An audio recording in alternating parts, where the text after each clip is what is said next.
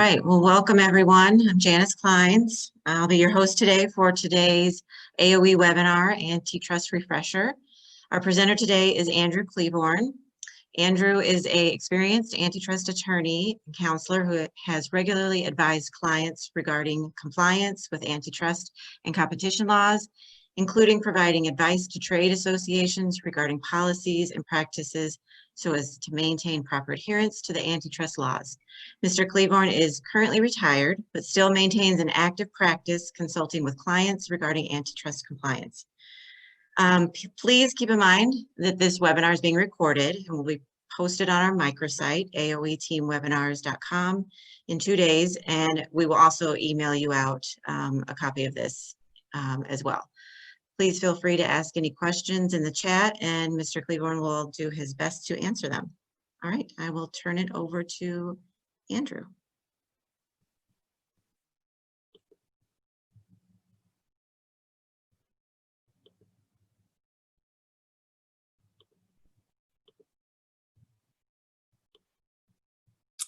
Okay, can everybody see my screen, or can you see my screen, Janice? Yep, I can see it. Good. All right, so today we're going to talk about the antitrust laws of the United States. So there are antitrust laws all around the world, really. So if you operate in a nation other than the United States, you should be aware of those as well. But today we're going to focus on the United States. The U.S. was actually rather unique in that we were one of the, if not the first nation in the world to enact antitrust laws, and they were first enacted back in 1894, and they were done in response to something we may feel like today, and that is the growth of American businesses into very large entities. There were a number of trusts that were formed. In the late 19th century, the Oil Trust, which was run by John D. Rockefeller. There was the Railroad Trust, the Sugar Trust, the Rubber Trust. Basically anything you could think of as a commodity was subject to some sort of a trust, which was an agglomeration of corporations that was controlled by a single entity. And in response to that, Congress in 1892 passed something called the Sherman Act, which was named after William Sherman, who is the brother of, John Sherman, who is the brother of William Sherman, the famous Union general in the Civil War. And what they did is they passed a set of laws called the, for some reason my screen is not going forward, called the Antitrust Laws of the United States. It was the Sherman Act in 1894, the Clayton Act, which was passed in 1914, and those are our two major statutes that cover the regulation of business and the competition in business. Antitrust has been in the headlines of late because of corporations like Google and Amazon and Facebook, perhaps being subject to more rigorous antitrust regulation and enforcement. But given this growing trend and attention to antitrust, we thought it would probably be a good idea to refresh people's memories as to the basic elements of the antitrust laws. And really, there are three areas that I'm going to cover today. The antitrust laws are much more complicated than this, but for those who are working in the day-to-day business world, these three areas are probably going to be the ones that you most need to be concerned about. One's called horizontal agreements.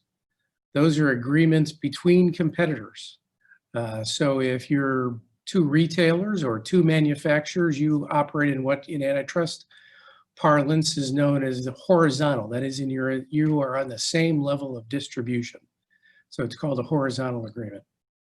A vertical agreement is the next area we're going to subject, and that's where there's an agreement between, say, a manufacturer and distributor. That is, you're in two different elements in the line of distribution, one in the upper level of the line of distribution and one in the lower level line of distribution. And so that's called a vertical agreement, coming from up and down, obviously. Then the third area I want to cover today is called monopolization, and that is where one company grows so large that it needs to be regulated through either litigation or through government action of some sort. And you'll come to find that monopolization doesn't just mean being big, it means how you get to be big, whether it's getting big through innovation and efficiency, which we laud and promote. That's what we think is good. Or if you get big through some sort of predatory conduct, that's bad, and that tends to be punished. So those are the three areas I'm going to cover right now. And as I mentioned from the outset, the first statute that was enacted by Congress to regulate competition is the Sherman Act. And Section 1 of the Sherman Act is sort of like the First Amendment of antitrust law. It's the heart and soul of competition law. And Section 1 prohibits any agreement. This is the basic language of the statute. It prohibits any agreement that restrains trade among competitors. That's almost a direct quote from the statute itself, and it's very broad. It just says, the Congress hereby declares unlawful any agreement that restrains trade amongst competitors. And what's that mean? Well, courts have had 140 years basically to try to interpret that language, and they have come to put things into certain buckets. So some examples of key agreements that are prohibited by the Sherman Act are: first, agreeing with the competitor upon prices, production volumes, terms of sale, discounts, or rebates. That's called price fixing. So if you are two gas stations in a little town and you both are on a catty corner from one another at the intersection in town, and Mr. Jones, the owner of retail station A, goes over to Mr. Smith, retail station B, and says, let's raise our price of gasoline to $2.75, and they both agree to do it. That's price fixing. You've agreed upon the price at which two competitors are selling your product. In point of fact, the Department of Justice, about 20 years ago, actually found an instance where exactly that happened. Two little gas stations in a little town, I think it was in Kansas, agreed upon the price they were selling gasoline in their little town, and they got prosecuted for price fixing. It was kind of silly, but it was more of an example than anything else, but that's the sort of thing that is covered by the price fixing bucket in agreements, horizontal agreements. It doesn't just have to be prices, though, that would be covered by this. If two competitors agree upon the amount that they're going to produce, production volumes, that would be an illegal horizontal agreement as well.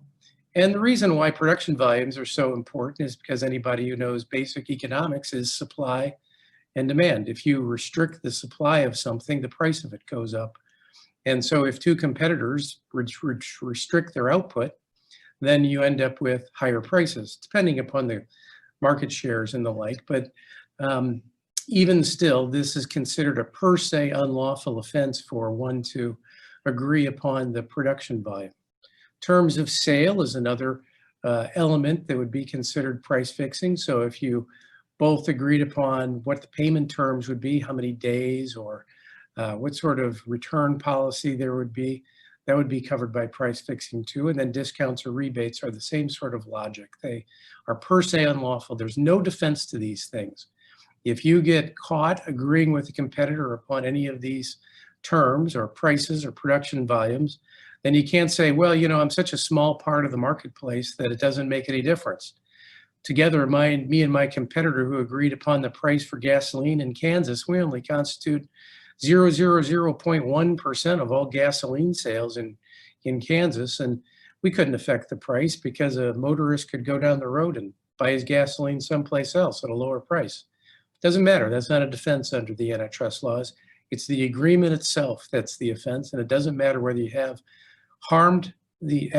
imposed an actual harm upon the economy or not. All that matters is that there was an agreement on price. That's enough. So the second category I want to talk to you about is market allocation.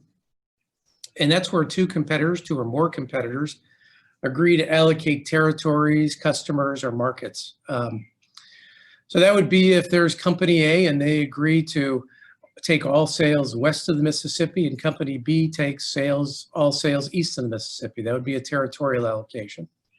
You could also have a customer allocation. Same idea. You say, I'm going to take all the customers who are of certain revenue volume, and the company B takes all the companies with a lower revenue volume, and they split the market up in that way.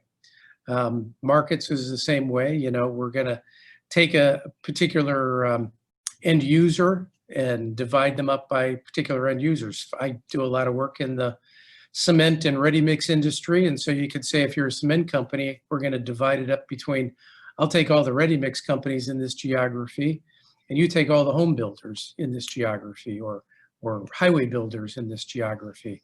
That sort of thing could be an agreement, and a horizontal agreement that would be per se unlawful. Finally, agreeing with a competitor upon bids or bid prices, that's called bid rigging.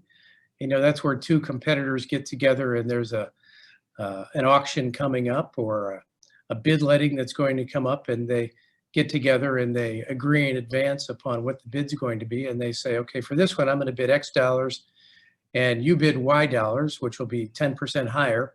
And then the next bid, I'll bid Y dollars, the higher price, and you bid X dollars, and we'll rotate our bids that way. That too is per se unlawful. Again, there's no defense to it. It doesn't matter whether you actually affected prices or if there was any harm to the buyers or not. It's per se unlawful, no defense. All right, so how do you prove an agreement? Well, I mean, the easiest to prove is whether it's express, where you actually have people in a room, sitting together, talking to one another, and there's a witness who says, I heard these two people speaking, and they agreed upon price or market share or some such thing like that. Those aren't very common, frankly, because business people are usually more intelligent than that. Although you can find them from time to time, usually by some person who is decided to cooperate with the government, and as part of their cooperation with the government forces them to carry a tape recorder, or they have tape recorders planted in hotel rooms and the like where business meetings occur, and they get it on a tape recording. There's a famous price fixing case involving Archer Daniels Midland. They make high fructose corn syrup, but they also make a number of other animal feed additives, and they had agreed with their competitors, which were mostly Japanese, on the price of a chemical additive, a food additive called lysine. It's an animal feed additive, actually. And they actually had tape recordings of the ADM executive who was cooperating with the Department of Justice, who went to meetings, and they got tape recordings and video recordings. They planted a little stick phone in a lamp in a hotel room in Hawaii, which is where the Japanese came to meet halfway. And they got everything on videotape, and a lot of people went to jail for that. So you can get a proof of an agreement through an express proof like that, but that's kind of a rarity. More often, an agreement to fix prices or is inferred from the circumstances. It could be, for example, a series of phone calls between competitors, and say two competitors have 3 or 4 phone calls between the two of them over a week, and 2 weeks later, both of them raise their prices.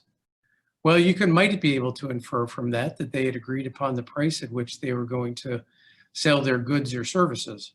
That's one way you can do it. You could do it through meetings among competitors, same sort of idea. There are trade association meetings or social events that occur at some point in time, and a week later, prices go up. Trade associations, and I know a number of participants in this call are active in trade associations or trade association executives. Trade associations have historically been a ripe ground for anti-competitive activities amongst competitors, because competitors are getting together in a room, often followed by social events. And there are some people who from time to time decide to deviate from the prescribed agenda for the trade association, or during the social event, they let their hair down and start talking about things like business conditions or a particular customer or some sort of a pricing activity in the marketplace. And from that, one thing leads to another, and it turns into a full-on price fixing conspiracy, with the trade association being used as the hub for the conspiracy. They meet at the trade association, they communicate through the trade association.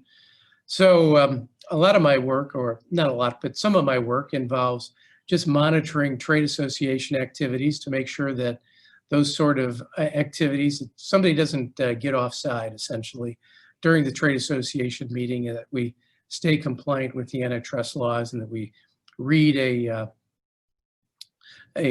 commitment, a principle, set of principles at the beginning of each meeting that everyone will be compliant with the antitrust laws as we conduct the meeting. And knock on wood, none of the trade associations that I've worked with has had any issues with antitrust or competition as we've gone forward. Another way one can infer price fixing agreement is from documents. The first place an antitrust plaintiff or the United States Department of Justice looks to is emails or text messages.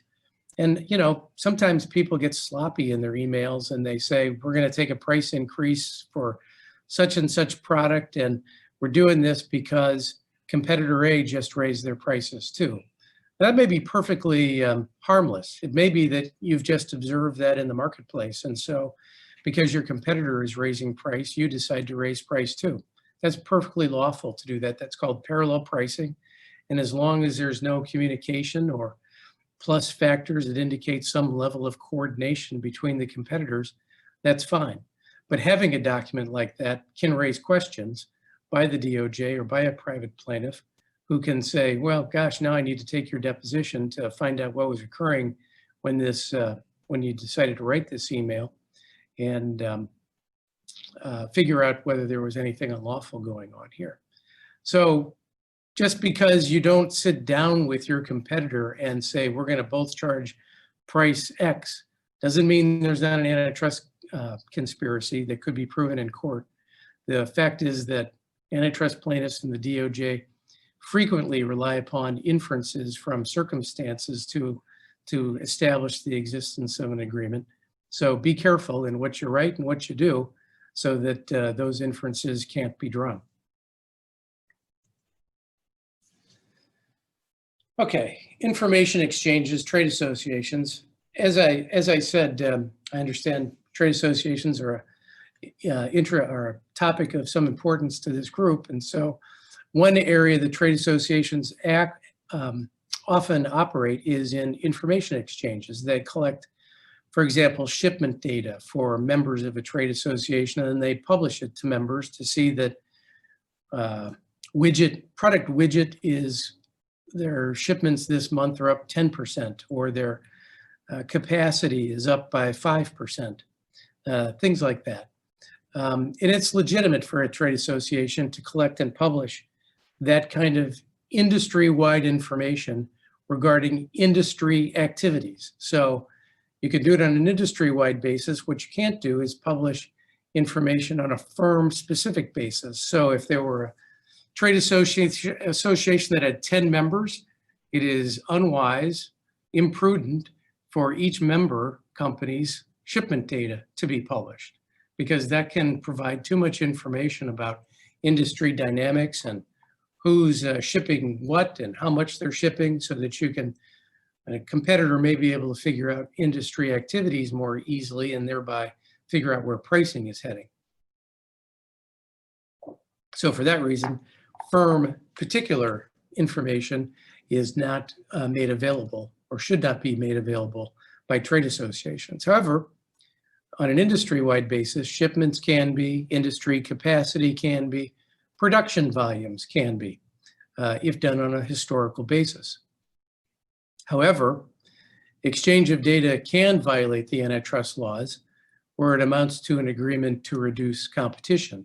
And that comes up, for example, if a trade association decided to start publishing an average price for the members' products, or if it decided to publish each individual member's pricing for products.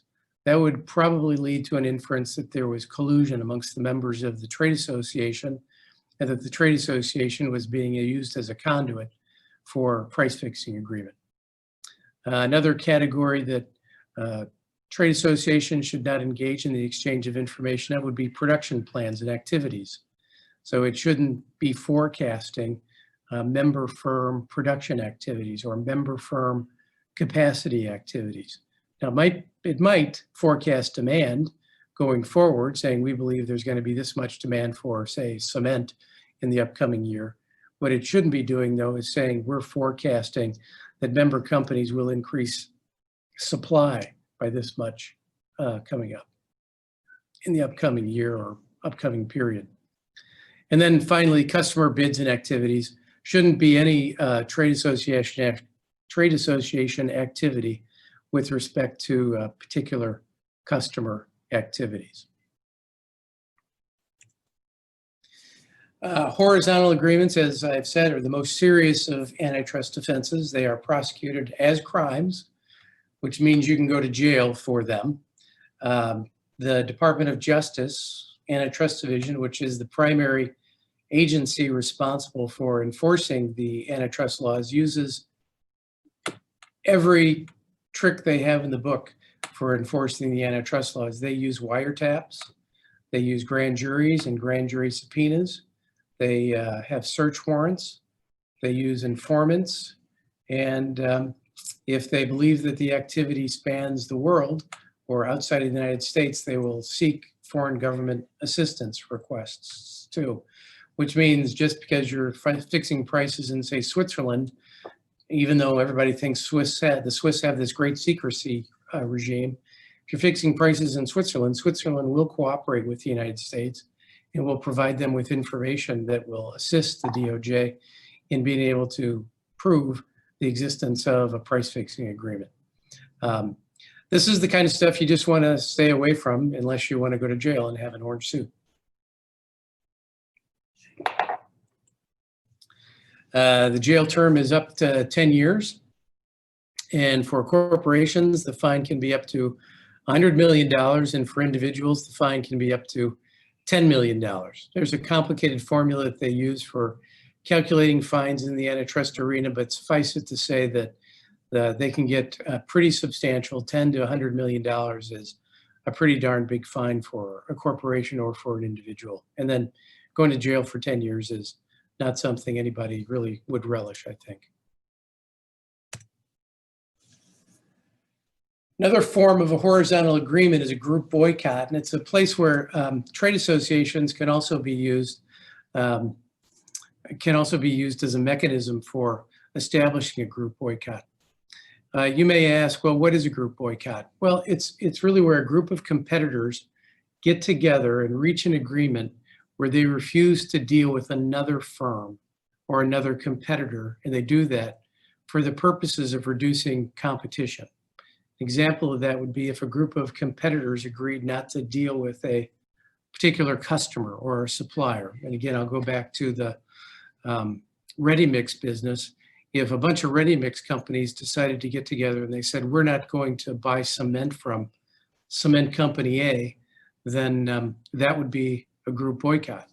Or if cement companies got together and they said, we're not going to get together with, and we're going to get together and not sell to ready-mix company A, because ready-mix company A is undercutting all the price for ready-mix in the business and all of our other customers are upset about that, that would be a group boycott.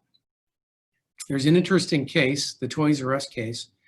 For those of us who are old enough now to remember Toys R Us, it's still around a little bit, but it used to be a dominant toy retailer, the leading toy retailer in the world, really, and in the United States. But in the mid-1990s, it faced competition from club stores, where now Costco, for example, is a club store, where you got to pay a membership to participate in it. Toys R Us was facing competition from club stores because the club stores were getting all these great toys and putting them in packages and reselling them at a price below Toys R Us. So what Toys R Us did is they went to each of the toy manufacturers and they said, I'll tell you what, if you want access to Toys R Us retail anymore, and Toys R Us was a big retailer at the time, then you have to stop supplying toys to the club stores. And the toy manufacturers said, well, we're not going to stop supplying toys to the club stores, but what we'll do is we'll package them in these big packages. So if, for example, you want to get a Barbie doll, then you can't just buy a Barbie doll. You also got to buy the Mattel See and Say and whatever other toys Mattel makes, and they put 5 in a package. So to buy one Barbie, you had to buy 4 other toys as well, which obviously had some inhibiting influence on the ability of consumers to go into Costco and buy a Barbie doll. So that was considered a group boycott. The FTC filed a suit against Toys R Us for a group boycott. Number of competitors and customers of Toys R Us filed suit seeking damages for having to pay higher prices because the competition from the club stores would have caused prices to become lower. And it led to a huge set of antitrust enforcement activities. But that's an example of a group boycott, going to one level of manufacturing and getting them all not to deal with a particular customer for the benefit of a retailer. Trade associations can lead to claims of group boycott because being a member of a trade association has certain advantages.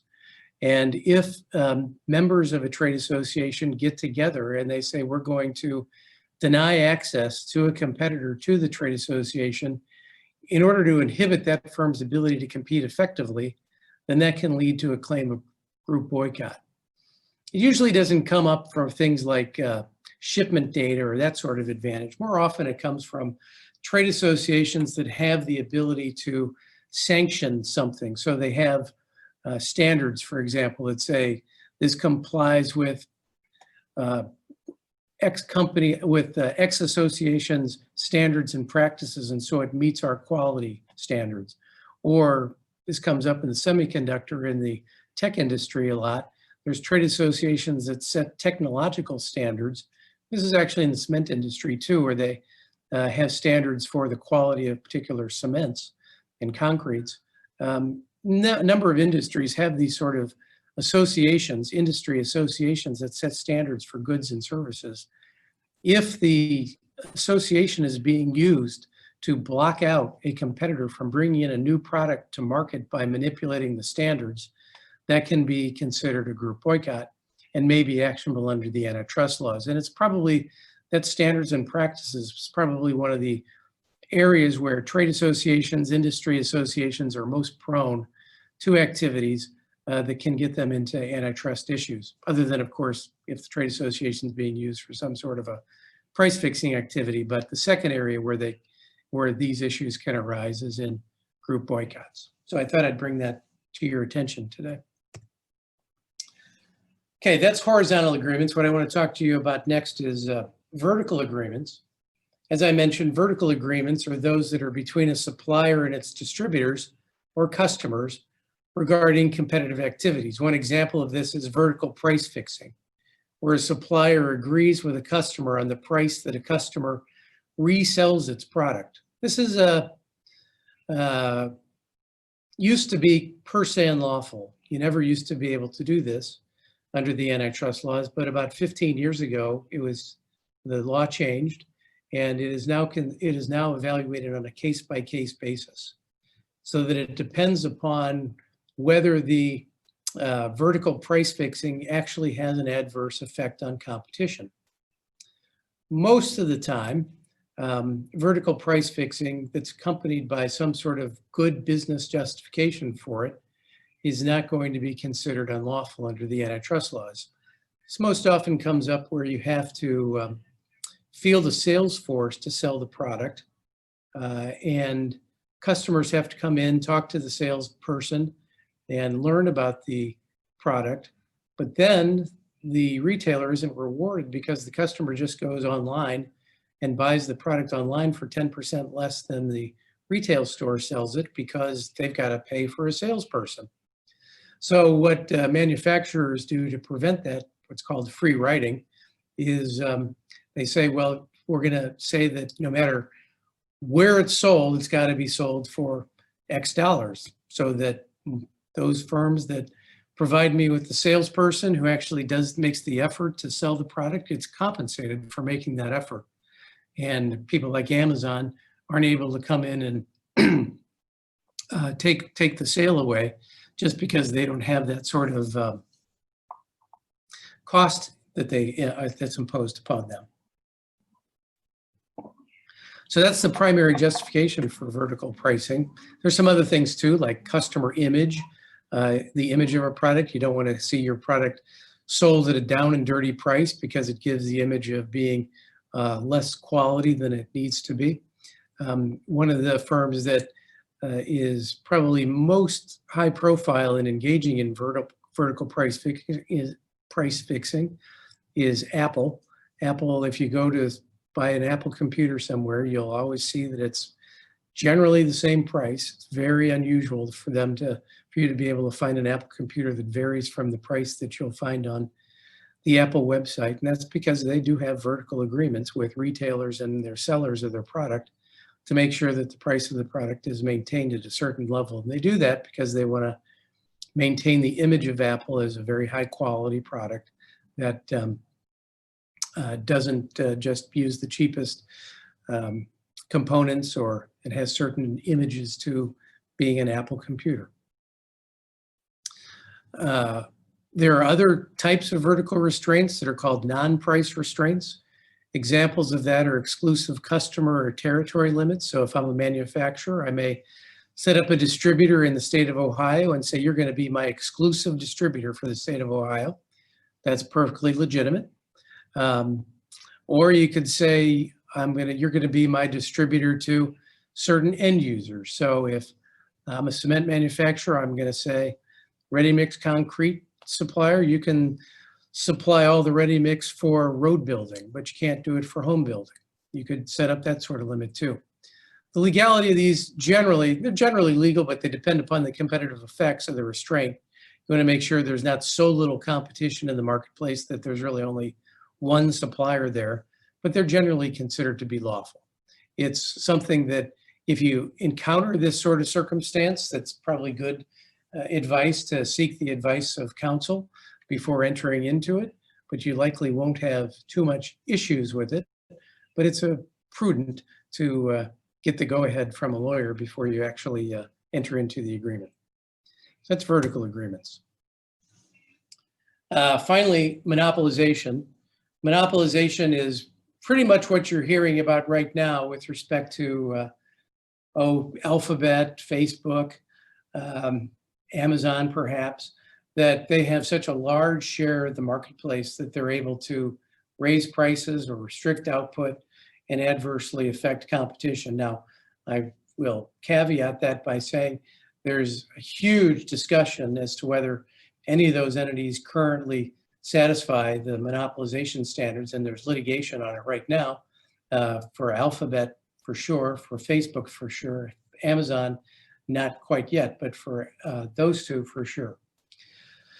So, and Amazon and Facebook are actually subject to a price fixing, actually a customer allocation suit right now brought by the Department of Justice, saying that they split up the market for advertising, online advertising in a particular way. It's very complicated, but the allegation is Google took online advertising for some customers while Facebook took online advertising for other customers. Both of those companies deny that. So it's not necessarily, did not necessarily occur, but it's the kind of topic that is coming to the fore now and applying these principles of that I explained earlier about Section 1 and horizontal agreement to new products and new technologies like digital platforms and social media. We're just taking old principles and applying them to new areas of business. So what is monopolization itself? Well, obtaining a large market share by itself is not enough. It doesn't matter whether a company has 100% of a market. If they achieve that success or as a result of innovation or efficiency or better quality, we reward that. That's what the free market says. If you build a better mousetrap, then you should be rewarded for building that better mousetrap, and you should be able to charge as much as you want. Big is not automatically bad. And that's something one should keep in mind as one reads the newspaper about some of these activities and saying, well, Amazon's big, and so therefore it must be a monopolist and should be broken up. Just because it's big doesn't mean it's a monopolist under the antitrust laws. What makes it a monopolist under the antitrust laws is if it were to obtain that market share through market power and uses exclusionary conduct to do so. Well, what's that exclusionary conduct? Well, it's that conduct which doesn't have a legitimate business purpose. So there's been some newspaper articles, and I take Amazon take Amazon as an example, not because I know it to be true, but just what I read in the paper.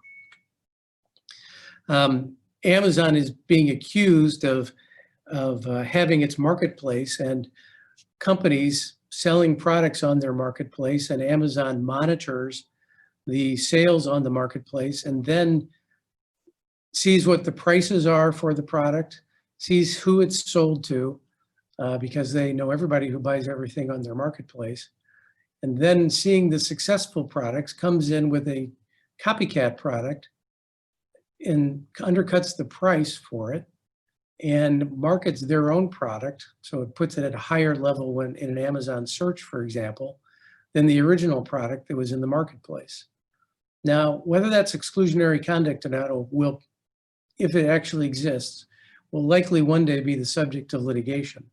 But that's an example of what is perhaps exclusionary conduct that could lead to a claim of monopolization by Amazon. Now, Amazon says in response, well, we don't even have a large market share. You know, we account for something like 10% of all retail sales, because you got Walmart and Target and all the other retail outlets out there. And so we don't account for very much, so we couldn't have market power at all. And that's the other aspect of monopolization that one has to keep in mind. Whether you're a monopolist in part depends upon what's the relevant market that you're looking at.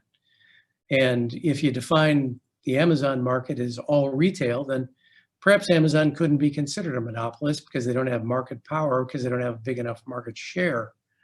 But if you define the market as not just all retail, but online retail, Amazon may very well be a monopolist, because they may very well have a sufficient market share in just online markets. And if they engage in the behavior that I've described above, that may be considered exclusionary conduct. And so they may be considered a monopolist. So other examples of kind of exclusionary conduct, well, manipulating industry standards to exclude competitors has been considered monopolization.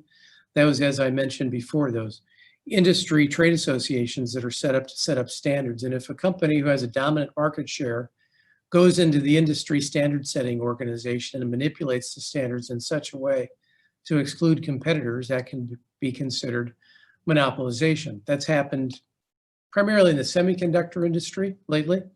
Qualcomm, which is a big chip designer and manufacturer to a little extent, but mostly a designer. They go into most of the Apple iPhones. They were accused of manipulating standards, industry standards, to exclude competitors. Another aspect would be denying competitors access to key raw materials. So if there's a particular product that you need to make some device or commodity that you need to make a product, and you corner the market for that particular commodity, then that could be considered monopolization. Different direction. One of the ways that John Rockefeller created the Standard Oil Company was not by getting a corner on the oil, crude oil, but by actually negotiating deals with railroad companies such that when shipping his oil to market, he got a substantially lower price than everybody else. And through all of these agreements with the railroads at the time, and that was the primary means by which oil was shipped at the time, he was able to lock out many other competitors who couldn't get access to railroads at a fair price.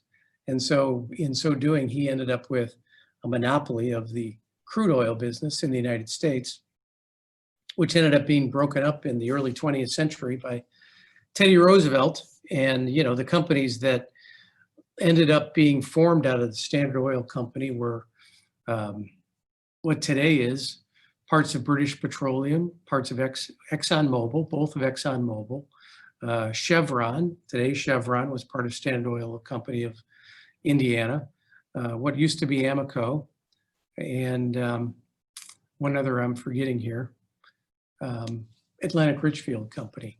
All of those used to be part of Standard Oil Company. That's the remedy that happens with monopolization often, is they break up the company to form a bunch of little smaller companies that would then compete against one another, so that larger number of competitors leads to greater competition, and That leads to lower prices and better quality, and consumers are better off, and consumer welfare is improved. That's at least the theory of what happens.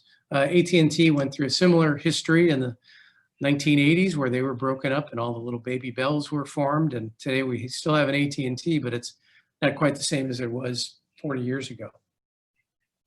So that's monopolization. Trade associations don't really run into that problem too much, but for individual competitors, what one needs to be on the watch out for would be areas where one has a very large market share, and then where you do have a very large market share, to make sure that the conduct that you engage in is carefully constructed to make sure that you're not accused of being a monopolist. Penalties for monopolization, while they're typically not criminally prosecuted, the government usually seeks structural remedies such as divestitures to address monopolies, and civil plaintiffs can seek damages which are then trebled in the event that a violation occurs. So that's our brief overview of the antitrust laws. I'm going to stop sharing my screen now here. What I want to say is, in a lot of respects, the antitrust laws of the United States are very much like the Constitution of the United States, except for our free market. They basically set the rules of the road, but they're very broadly stated. They're not, there's not some 3,000-page book of regulations that says what you can and can't do. It's just a very broad description that says you can't have a restraint of trade and you can't monopolize things. What those mean has been left up to courts and lawyers and judges over the years to interpret.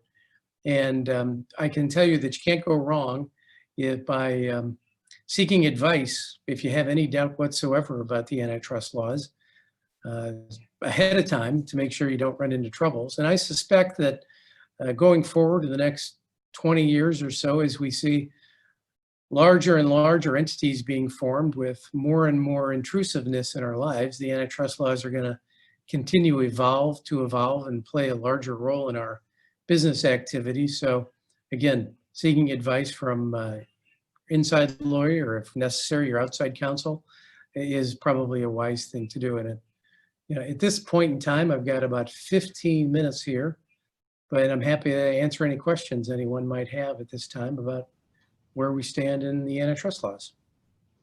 I'll jump in here, Andrew. Great presentation. Thank you very much. We do have several questions. For those of you that don't know me, I'm Kimberly Kaler, president of AOE, and we have a lot of great questions that came through.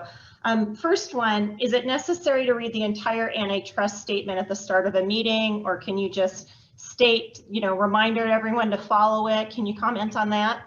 I like to do it because it usually doesn't take more than a minute to do it. And it just reinforces the idea that we've got an antitrust principle for this association, and 1 minute at a time doesn't really hurt. You can also just, what we also do is we attach the statement to a sign-in sheet that everybody signs. It says, I agree to abide by the antitrust principles of the association for the purpose of this meeting. And that's another way that you can memorialize that everyone has signed on to the principles. Great segue to one of the other questions. Is it possible just to add an antitrust statement to registration for a meeting, and folks can add a click yes or no? Okay. Totally another way to do it. And now with Zoom meetings and the like, you can put a little thing on the beginning, click on and say, I agree to the principles, and before everything starts. Yeah, that's certainly another method. Does working under a standard writing group, such as ASTM, protect associations and or its members against liability and antitrust violation? Not necessarily. There's actually a Supreme Court case on this. It has to do with fire protection standards. And a number of fire protection equipment manufacturers manipulated the standards through voting and the like. And just because they were part of the the standard setting association did not immunize them from liability. And the standard setting association itself got into antitrust liability too. So just because you're a member, just because the standard setting associations out there like ASTM does not immunize the trade association from it. How liable are associations in these types of cases? I know that's a broad question, but Yeah, depends on how active they are. So if the associations end up being active participants in the standard setting activities, then the trade association can get nicked too. If, on the other hand, it's just some members of the trade association who on their own are engaging in that sort of activity, the trade association is unlikely to get nicked. back to your gas station example early Yeah. in your presentation, is it necessary that the two parties had to have an agreement? I think you touched on the fact that if one just decided to change their prices to match, that would be okay, correct? Or would it still be an example? No, you're right, Kim. Absolutely. You have to have the agreement. So if, on the other hand, gas station A just raised its prices and the next day gas station B, having seen gas station A raised its prices, gas station B raises its prices, there's no agreement. They're just both independently setting their price, and that is perfectly lawful. And that's what you see a lot. It's called parallel pricing, and parallel pricing by itself is not unlawful. And actually, in a number of industries where there are few competitors and one company increases prices and you see all the others follow, there's no price fixing as long as all the other competitors are making that decision independently and they're just following the leader. That's not unlawful by itself. Okay, great. Another one just came into the chat box. What is an example of manipulating specifications?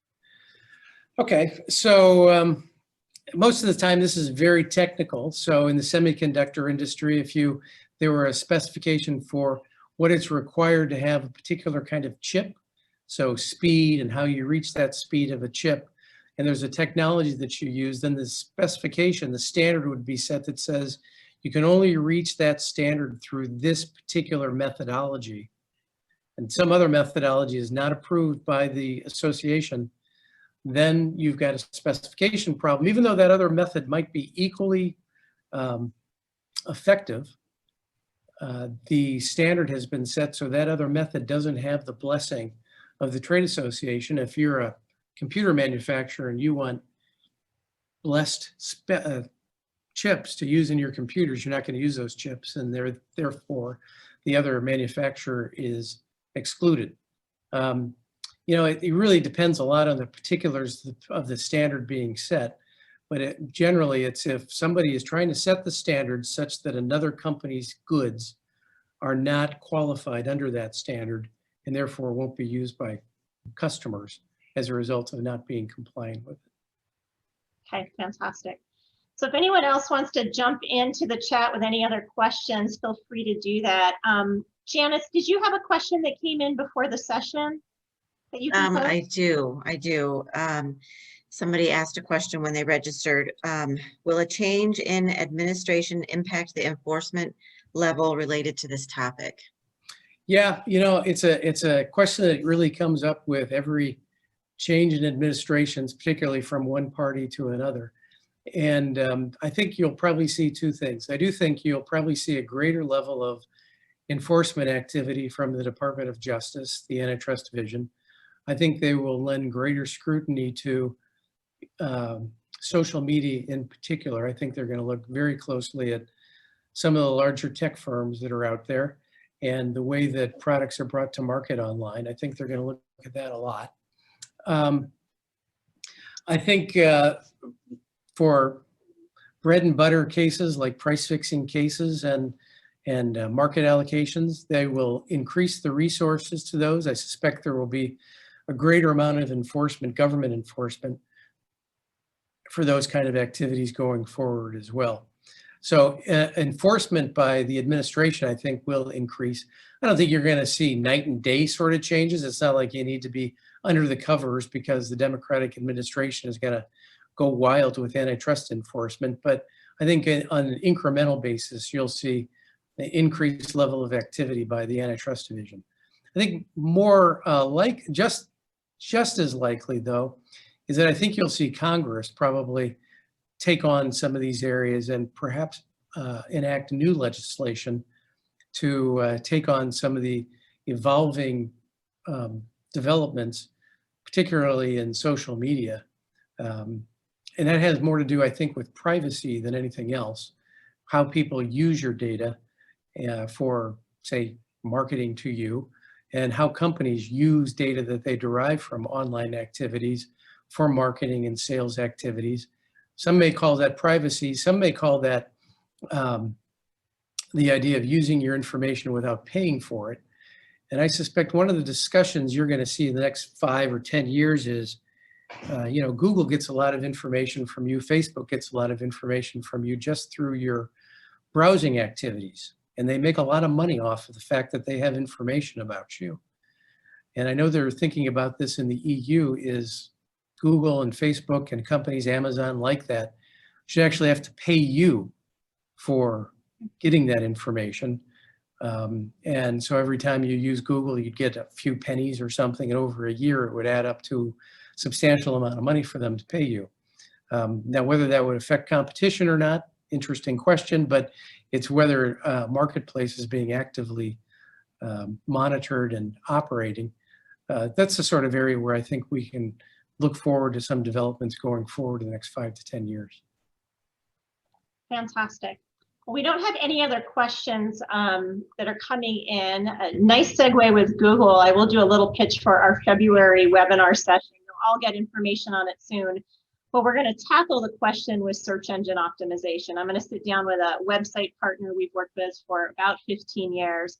So if you are in a situation where your board members complain, hey, our competitors, our competing associations come up in the Google search rankings above us, or those of you that are work for a privately held organization, if you're tired of your competitors coming up first, we're going to tackle that question, what it means, how to get a handle on it, and as well as other things, kind of demystifying SEO, if you will. Always looking for ideas and suggestions for our webinars as well, and this will all, of course, be posted. Janice, do you want to close us out? Any final housekeeping items? I just want to thank Andrew for being our presenter today. It was a very informative, great job. Thank you, all of the attendees that joined. Hope you got lots of information out of this. I know I did. And we'll be emailing you out a copy of this recording and about new information on February's webinar. Thanks everyone for joining. Great. Thanks everybody. Thank you.